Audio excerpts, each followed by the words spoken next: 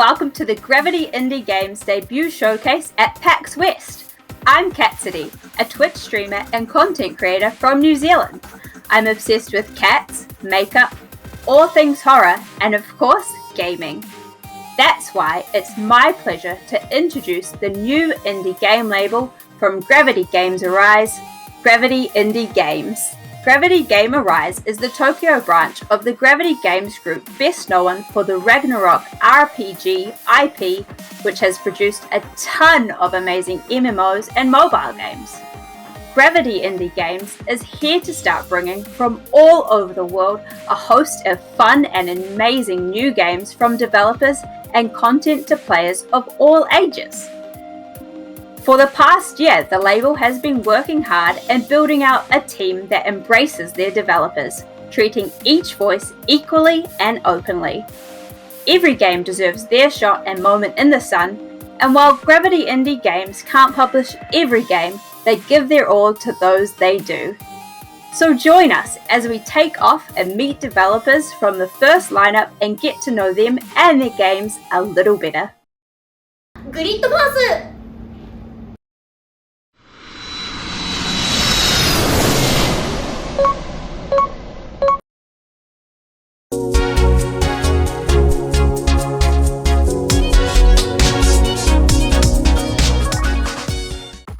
Now we're landing in London, England, where I'm going to talk to Dan, Nick, and Noe from Dreamnauts Studios about Grid Force Mask of the Goddess.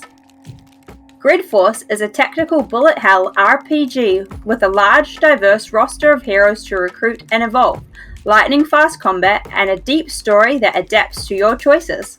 Play as Donna, a fighter in search of the perfect team who can defeat the goddess and save the future. Welcome in, guys. How are you today?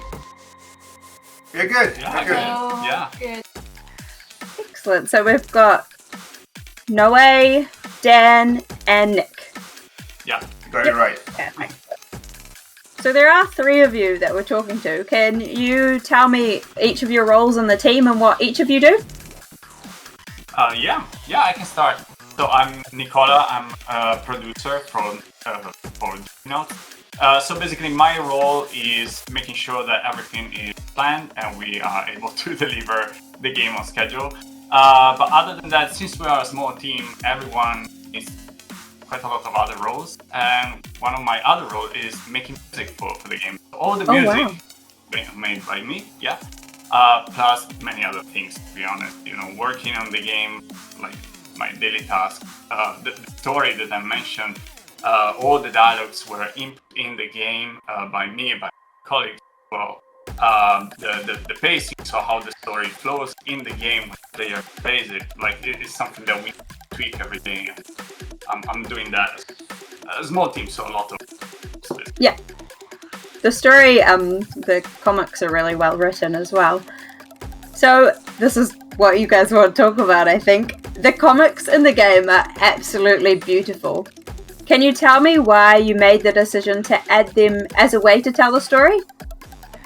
So the decision came kind of naturally. We have so many characters with their own story and we have so much to tell. And since I also did comics as a hobby at the time, we just thought, that would be a nice combo, video games and comics. I mean, they look nice together.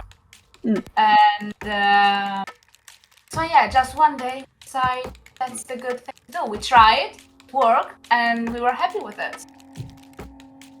Yeah, it's such a unique way to tell a story in a game, so great thinking. And it looks absolutely fantastic.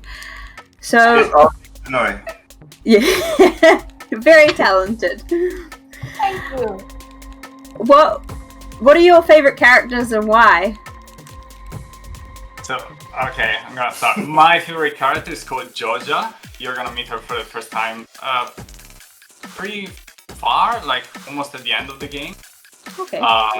But she is so badass. Like, I love her character design, but also her playstyle is amazing. She has like two drones that she can command, and she used to attack the enemies, throwing cannonballs, whatever, like explosions everywhere. She's just so. She makes a lot of mess, but it's great. Just a badass. A badass. I'm saying that badly. My favorite is Flynn. You're gonna meet her in the Berg level, and the reason why is because I designed her. My baby, and don't hurt her in the game. Noted. And also, it's really fun to draw. But I also really like Kuniko. She really has a strong personality, and you're gonna know her better through the game, story. She's a really strong personality and so fun to draw with her expressions. It always looks like she having up, like I'm done kind of expression of the time, and I love it.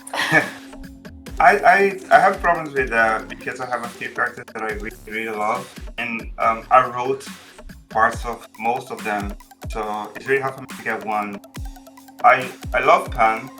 That is one of the characters together with Nico, because Pan has this kind of thing that I would love to have in life. Is always like half full glass attitude about everything, and many times in the writing, when you start writing about a character, it's funny that they take their own lives and then they just start. We start writing something to them and they're like, I would not say that, then just write something else. And it actually happens with the team. The team is so close to the story that sometimes I write something and like Nick or somebody comes like, a bird would never say that. And I'm like, oh right, okay, I'm gonna rewrite it. So in many times I was writing Pan, actually I was really tired, I was really late at night, and Pan just cheered me up and she was like, we're gonna do it, it's gonna be grand. We're gonna have some ice cream when it's finished, you're gonna be able to watch TV. Just let's get this fun thing done. And I think it's her attitude that I love. And also she's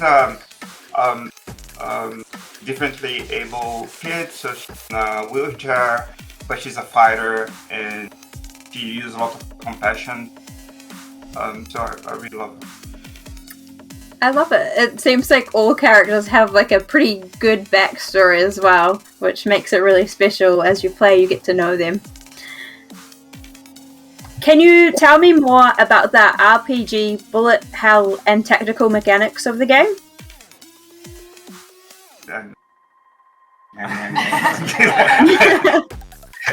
Anybody but me, please. Well, yeah. When we started developing the game, we focused on the real-time mechanics, movement and shooting. Then we felt it was great to play. But then we found out by developing the game that we can make it even more hectic, more chaotic. And so we saw that the funniest moments by playing the game were when the field was filled up with bullets. So making it bullet hell for us was the best way to go, and people were having a lot of fun. But then, because what we want to build is RPG games, and many of the inspired then, especially game director, game designer, are tacticals, right? So we really wanted to put the tactical and the RPG elements in it. So RPG, you see, when you're following the story, you can make decisions, you can draw the characters that you want. But the tactical decisions come before going to battle, where you have collected all those characters, you level up the one that you need, you put the mask, you equip the mask that give, more stats bonus, etc. So you can really think, you can strategize your next mission, basically. There's a lot of thinking before going to battle. But also there's a second, right? Because you're controlling 4 cards at the same time, which means the decisions of which cards is the best for each, second is quite hectic. I think the biggest challenge for us to create is just able to create something that is very chaotic but easy to read. The player don't feel lost in it.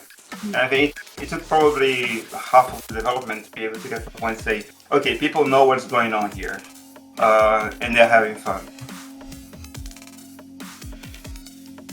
Can you share any secrets about the game?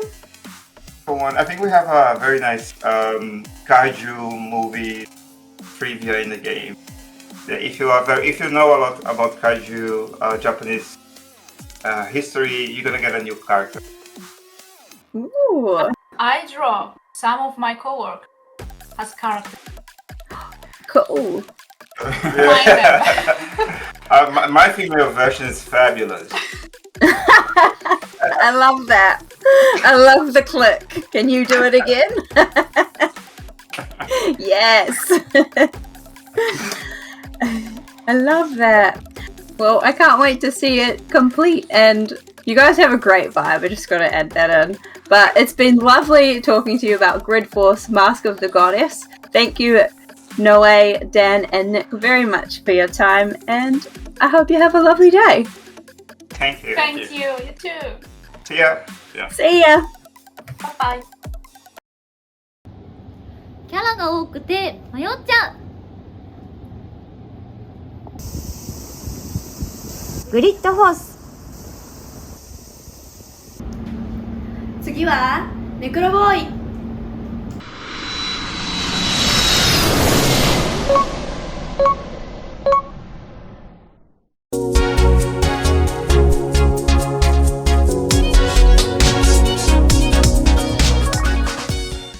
Let's make our way to Brest, France, and chat with Yule from Chillin Wolf about the upcoming game Necroboy Path to Evilship.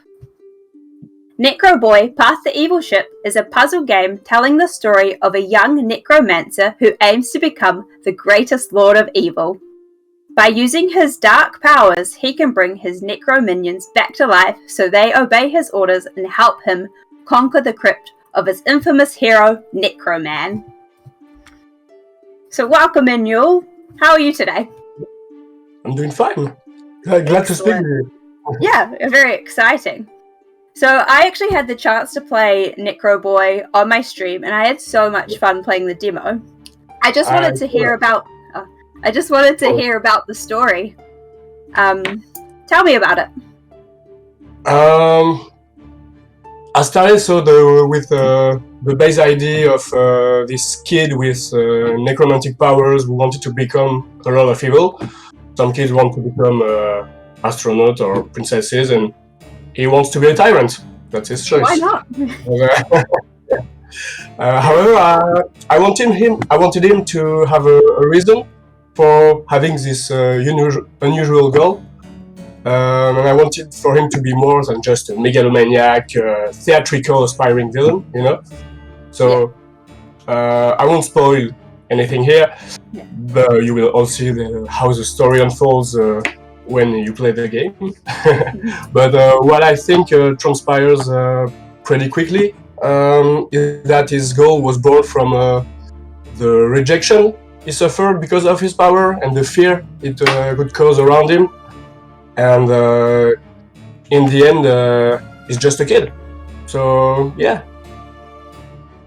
Yeah, that's really cool. So the art is really, really cool in the game. I found it such a nice vibe. Where did you draw that influence from? A lot from the Disgaea tactical RPG series. I especially drew my inspiration from Lahal, which is a protagonist of the first entry of the series, and the dialogues are the same style, 2D arts, face-to-face talking to each other. Yeah. So, yeah, that's it. And there's more resemblance between the hero Lahal with Necroboy for the story. It's like a brat becoming the overlord of his demonic realm. So, yeah, a lot of inspiration from that. Yeah, it's a funky story from what I've played. I've played for an hour the demo. I really enjoyed it. Now, are you a one-man team, or do you have a group of other people who are helping out with the game? Yes, so I've mostly been working Necroboy by myself. Wow. Of course, I had a lot of people. I had the chance to be helped and supported by a lot of people to get advice from them, especially some friends who test the game and give me a valuable feedback for me to grow the game into what it is now. I couldn't have done a proper job alone without any external advice and feedback. Wow. And also, I did not do everything. I had talented people to do the logo and the music for Necroboy. That's very impressive. Thank you. Yeah, well done. Thank you. It's a lot of work, but I think the most difficult thing was to find the motivation to work by myself without I don't know how you say it, but the emotion of a team working together on the same project. Yeah. Working alone is not as I don't know, but yeah. What's your favorite thing about working on this project? All the things I learned, because working by myself, I had to touch to every aspect of game development, so it was really a growing an experience for my growth as a game developer. So that's it. Oh, well done. I think it would be quite fun developing your own game, and you'd have to have a lot of motivation and drive, so good work to you. Thumbs up from New Zealand. One of my favorite things about when I played it on stream was coming up with voices for the characters. Yes. I did them in funny voices, and I really loved that. Where did you draw inspiration from for the characters? The characters, like I said a bit before, it's from Necroboy. It's from Lahal in the Disgaea series. I liked the contrast for those who know the character. I like the contrast between the childlike personality and the tremendous dark powers. Yeah. And for Lucky and the minions, I don't know, minions, it was just like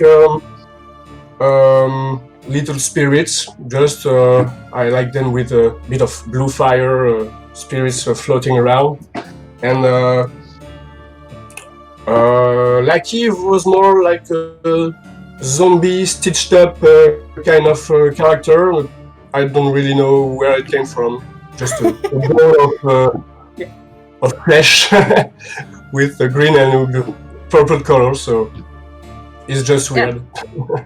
It's a good color scheme as well. Purple is my favorite color. So the characters are quite funny, and there's a bit of a evil laugh going on in the text when reading it out loud. Would you give me your best evil laugh? I'll go first if you want. Mwahaha! Alright, it's a good one. Come on, you overshone me just then. I bet you've practiced that a lot. No, you'll be surprised when not once. So, as you go on with the game, the puzzles get a little bit harder, or as you progress, they get a little bit harder. I got stuck on a couple of puzzles. Yes. After a bit of time, I was able to get through them. Luckily, I was very happy when I did. How did you design the puzzles? I had three different approaches for designing the puzzles. First, it was when I had to introduce a new mechanic. So I tried to design the level in the best way possible to teach organically, if possible, that mechanic to the player. So it was more a bit complicated sometimes to make the player understand what he had to do. I hope I did okay job, a decent job for that. Then You definitely did. Thank you. Good job. Yeah. Then either I started from a specific puzzle ID, a specific problem that I wanted the player to solve. Then I built the layout of the level around that ID, or I started from the layout ID. How I thought it would look cool. How the layout would be cool and visually interesting, and then I think about how the puzzles ideas could fit into that level. After that, it's just back and forth of iterations to make the layout and the puzzles fit together and be coherent. Yeah, you've got to have a lot of logical thinking to come up with puzzles. You don't alone solve them. I think coming up with them would be quite the challenge. Yeah, it's a lot of testing and to see that the player has to do the right way. It cannot break it and do it a much simpler way of what you want the solution to be. So yeah, a lot of back and forth. Yeah. How many levels are there in the game? I think around 35, 36. Oh yeah, that's quite a decent amount as well. Quite bigger sometimes from the first ones. So what are you hoping that players will think, or how do you hope that they will react to the game? I mainly hope that the player will grow fond of Necroboy, the character of Necroboy, despite his personality being purposefully a little annoying at first. So yeah, I want to love him on how he will grow as the character. And I know this game is far from perfect, but I'm proud of the story that I put into the world. So I hope they will. I think it's pretty close to perfect. Too hard on yourself there. That's making me blush. Anyway, Yul, thank you so much for your time. I've really enjoyed learning about Necroboy and how you came up with the concept and from start to finish. So thank you so much for your time. Thanks we'll a lot see for you. Yeah. 母性本能くすぐられました。ネクロボーイ？次はリバーテイルズ。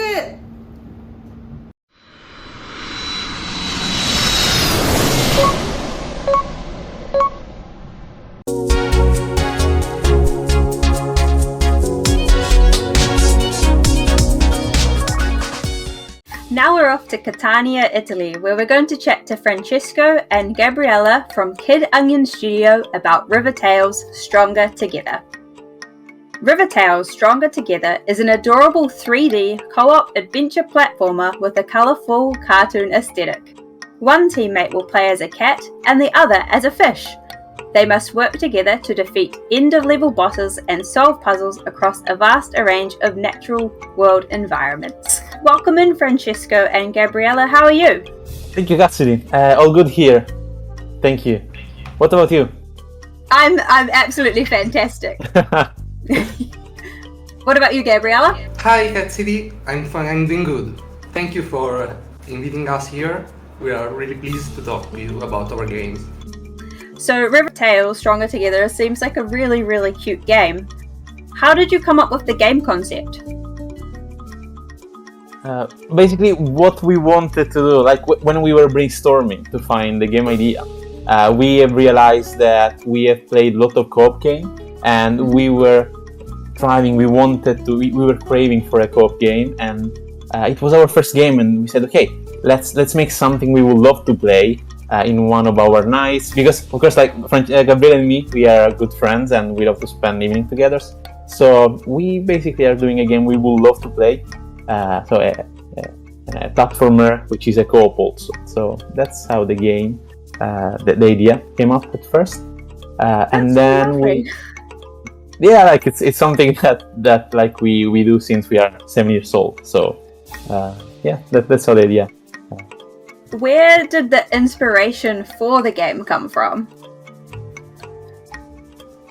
So the inspiration is of course like we have taken many games that we like, and some of the inspiration comes from Crash Bandicoot. I don't know if you can see it on the graphic, but there is some Crash Bandicoot inside. There is some Rayman Legends, which we love.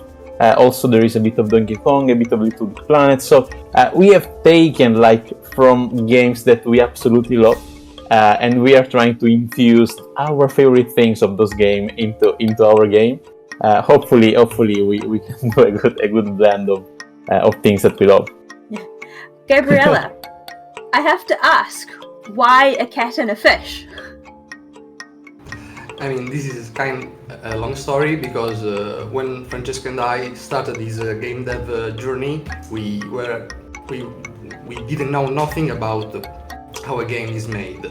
So at the beginning we started, we both closed in a room, and we decided to make a game in 3 days just to test our skills to see what does it really mean to make a game. And the first prototype that we made was a little fish swimming in a pond and eating some worms.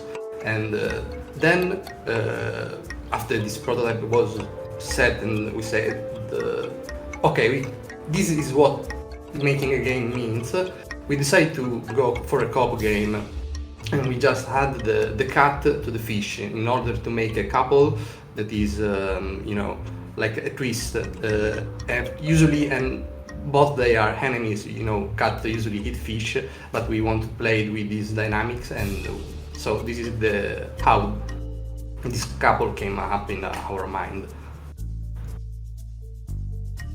Well, that's very interesting. I can't believe you put a demo together in 3 days. That's pretty impressive timing. As someone who's never made a game, that impresses me. I'm sure it'll impress people who actually make games. So, the game is meant to be played in co-op, right? Is there a single player mode, and how does that work? Yes, we introduced a single player mode, and there is a funny story behind this single player mode, because it wasn't planned in the beginning, because we want to do really just co-op game, but while we were testing, we found out that since we are working in 2 different cities, testing by solo was a need of the development, and so Francesco asked to me that I'm working on the code, Gabriella, please, can you give me a way in which I can control both of character with a controller?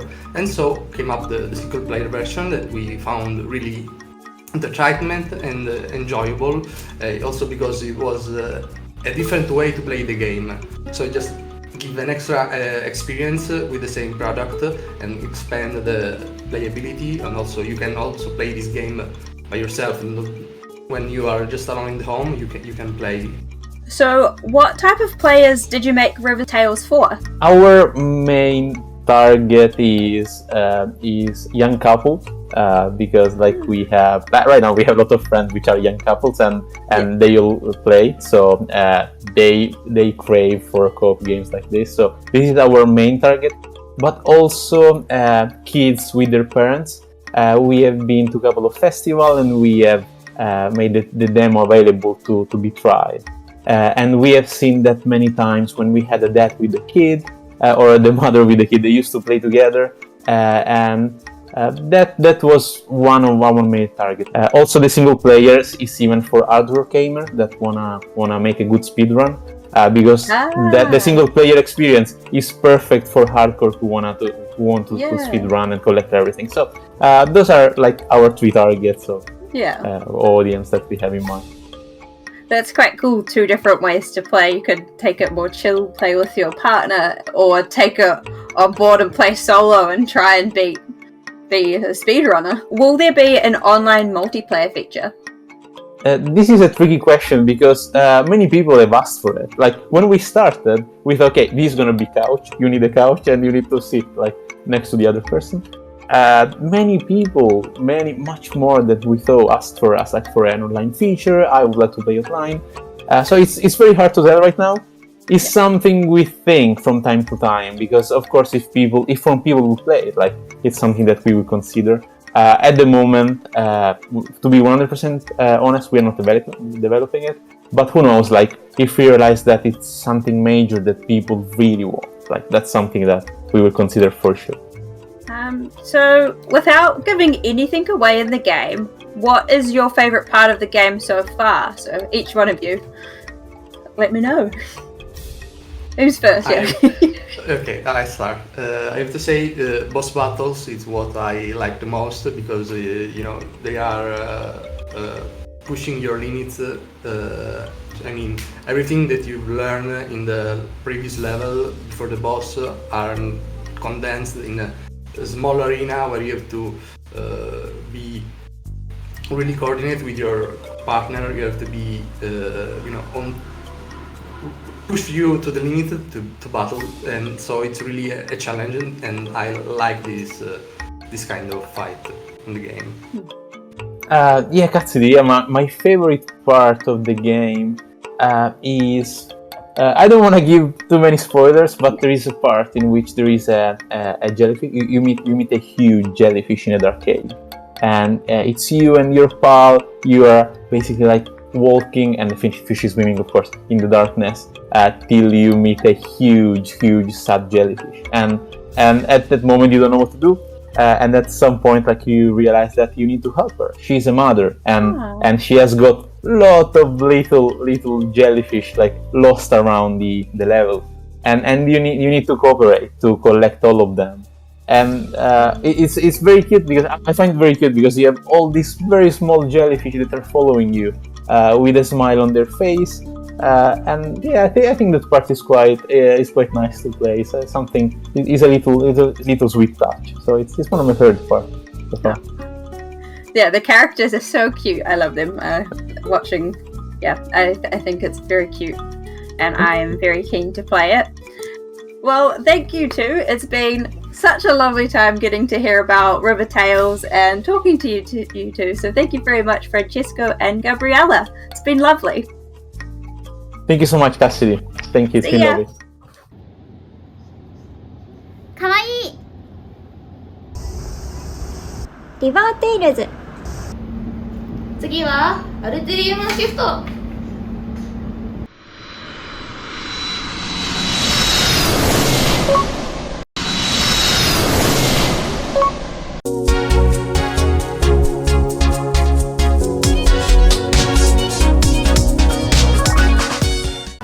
Now we're landing in Minnesota and Texas in the USA to chat with Motzi and Drattzy from Drattzy Games about the game Alterium Shift. Alterium Shift is a retro-inspired RPG that evokes an instant and recognizable feel for SNES era JRPGs. Choose one of 3 unique heroes on a mission to prevent a catastrophic conflict between 2 worlds. Discover a world built on the mysterious power of Alterium essence and an intertwined story that can affect your characters beyond your chosen hero's storyline. Welcome in, Motzi and Drattzy. How are you guys? Hey, I'm doing well. Yeah, we're doing great over here. Excellent. Can you guys give me a brief rundown of the story? Okay.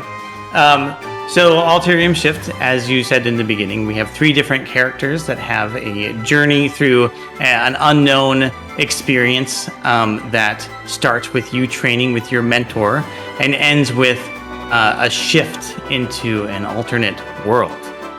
The overall storyline has a fair amount of complexity and intertwined experiences. The characters themselves have the opportunity to have different experiences based upon what you choose to do as the player. It's got a lot of world-ending potential. There's numerous bad guys that you have to fight. There's other characters that you're going to meet along the way, and we're trying to create an experience a lot of people experience when they play those type of retro-style RPGs, so they can enjoy the style that we loved when we were kids. Yeah, it's such a fun style of game to play as well. It takes you back to childhood and growing up with games. I love that. So, being retro-inspired, what games have been the most inspirational during the development?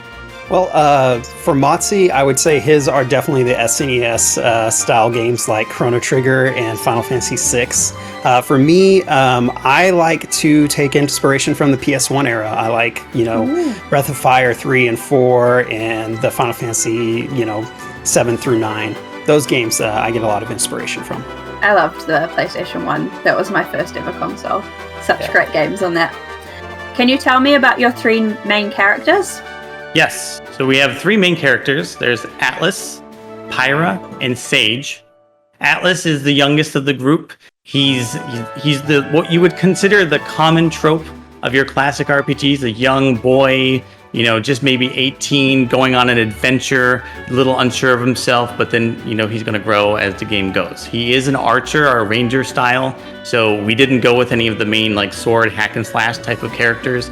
He shoots from a distance, and he has some skills that are, more beneficial to someone that, is a ranged unit.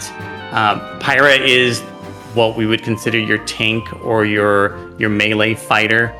She's also ostensibly the leader of the group. She's the one that tends to take charge. She's much more mature than Atlas. She's maybe mid-20s or so, and she tends to be much more let's go just hit it with a spear or attack directly than the other characters. And then Sage is a pure magic user. We introduced the concept. He doesn't even they don't even have because we consider them non-binary, so I apologize for the pronoun slip. Sage is a non-binary character. We are not defining what Sage's gender is. It doesn't even matter. It's just the fact that they are they. And they use magic, all sorts of magic. And actually that's interesting because in the plot, it does set them apart from everybody else. There aren't a lot of magic users in the human world. And so there's some interesting things we're going to play with that with Sage's storyline. Sage is also very smart and also very witty. So Sage tends to come up with the sharp, sarcastic jokes. But Sage is always going to be kind of that witty, sharp person that knows more than everybody else and kind of can prove that they're better than them. So I love how you have some diversity there as well. That's really, really good. Do you both have a favorite character? I personally, I lean between Pyra and Atlas as my favorite. When I play video games, I typically choose a tank character. That's what I like to play. Like in Final Fantasy 14, I'm always a tank. So that's just my favorite type of character. But I also like playing DPS as well. So I'll play, archers and stuff like that. So, as far as preference, I like those two the most. Yeah, in my case, because I'm the creator of the character's personality, it's really hard. I don't really have a favorite. I mean, each of them have their own unique spin. I just truly enjoy creating their personalities and how they interact with the world. It's very fun for me. So they're all kind of my favorite. How do you plan on making each character's path feel unique? So every character will have roughly the same direction to go, but there's going to be aspects to things that they can only do on the map. For instance, we'll see this in the coming demo, but each character has an on-map ability. Like Pyra can slash through boulders, and no one else can go through boulders. And Atlas will be able to shoot switches, for instance. And so part of the way they're going to have some difference is just by their ability to access areas of the map or go to places other characters can't. Every character story will have different interactions with the other people around them, and some of them will have unique missions based upon the fact that they're the only one that can get a certain NPC to respond to them. So we're gonna play with that a lot within the game. We do want to maintain a primary storyline, but we like the idea that sometimes a character will go a completely different path to get to the same place. The same. So that's we're just gonna switches and doors and things like that. Are there any mini games? Oh yeah, there are lots of mini games. Yeah, we're actually. What's funny is we were talking about another possible mini game to add to the game just today. But right now we have we have fishing. There's you can catch some chickens. There's also like side quest based mini games, stuff like that. So there will be definitely some mini games for people to have. It's based off JRPGs, so you got to have mini games. So mini games are always a fun time, aren't they? Yeah. How How interactive is the world? It's very interactive. Maybe some people might claim it's too interactive. I'm the type of person who searches every nook and cranny.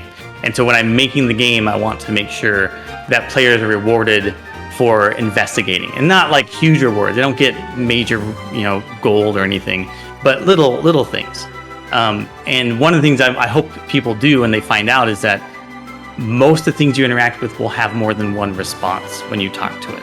So if you play the game on the surface level, you get the surface level responses. It just feels like an RPG. But if you dig into the world almost starts responding to your insistence that you want to talk to a window 5 times. The players will be encouraged to see what they can find and talk to anything in a room to see what might come out of it. Cool. Where did you get the idea for the game?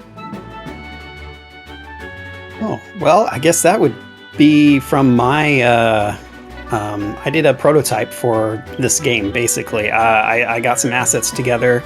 I play with an engine called Smile Game Builder. Matsi at the time was like kind of iffy about the program, and then I started making these maps and stuff, and I was like, hey, check this out, and he just saw it and he was like, whoa, okay, maybe there is something here. So I just threw together some art and some ideas, and I was like, hey, here you go. And he was like, yeah, let's do this. So it must be great watching your creation come to life as well. Oh yeah, well, that's my favorite part. I mean, obviously when I build something, the instant gratification of just being able to play around in it and see it come together is always fun for me. Are there any modern or unique features you plan to implement? Well, part of the experience of like an SNES game is you didn't have a lot of what was in like a PS1 game, like different ways to track maybe your quests or access a world map that you could maybe teleport to different places and stuff like that. We might have some features like that. It's just we want to give the players a classic feel with some modern twists. So there's not going to be a ton of hand-holding, but there's also going to be, quality of life features for the player. So you guys are actually exhibiting at PAX-West. Where can we find you? Where can everyone come visit? Okay, yeah, we're going to be at booth 762. We're going to be showing an updated version of the demo for at least one of the characters' plots. We might be able to add some more. 762, I think, is on the 4th floor on one of the back walls. Please stop by and check us out. We're going to have postcards to give away, some buttons, and some other good stuff for you guys, as well as some new content to check out with the game.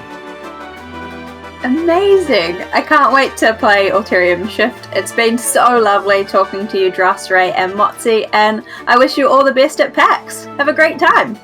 Thank you so much. It was nice to meet you. See ya! Bye! 懐かしい。アルテリウムシフト。